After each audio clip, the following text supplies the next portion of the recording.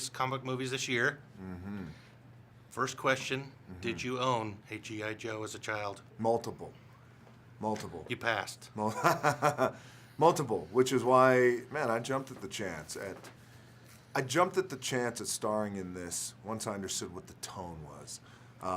And they came to me with the idea about starring in it, and I said, great, it's a hell of an opportunity. What's the tone? Got on the phone with our producer, our director, studio executive, Adam Goodman. The tone is to elevate it, rooted, real, grounded, especially our military portion. I thought, great, I'm in. Let's do it. Cool. So, what do you think of this year's slate of comic movies? How's What's your coming pitch out? for We G.I. have Joe? Avengers. Avengers just came out. We're getting Spider-Man and Batman this year.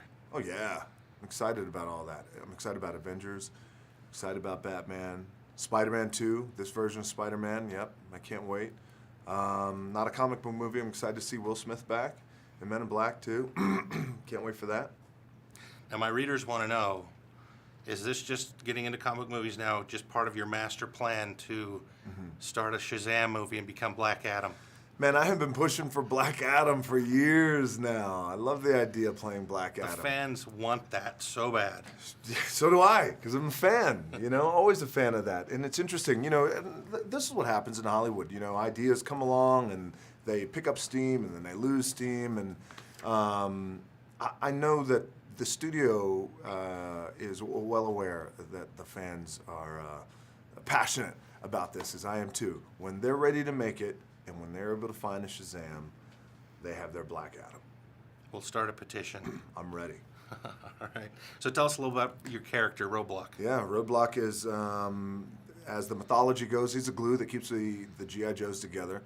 They came to me with the idea of being in the movie. There were a handful of characters that were thrown out, the possibility of playing, and hands down, there was no one else who I wanted to play other than Roadblock. But he's such a cool character, and I like the idea that he was not the guy who was in front, leading all the time, but quietly in the back, in the shadows, keeping everybody together.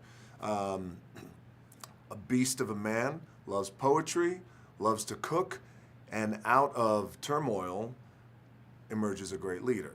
Like that I like. Not where you already start off as a leader, but you gotta emerge into that and grow into that. And I love that. And plus, he's the only man on the planet who could carry that big-ass Modus and obliterate things.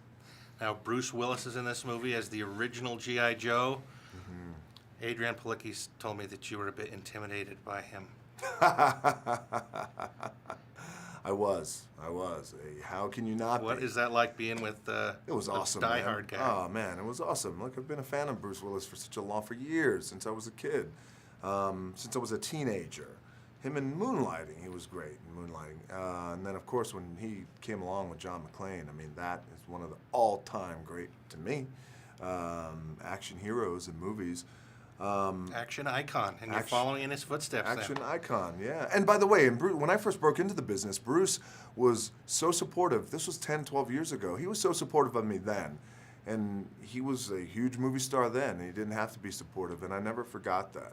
And that it was very special to me that he was so supportive. So to be in a movie together, this type of movie together, where we are both men of the military representing one of the biggest franchises ever of all time, and a comic book franchise, by the way, that's beloved by people, including myself, representing this, guns in our hand, and we're saving the world.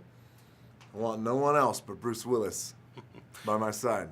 Well, it looks like a lot of fun. It was a lot of fun. The fans are going to be interested to see it. Yeah, Thanks man. for the interview. Thank you, buddy.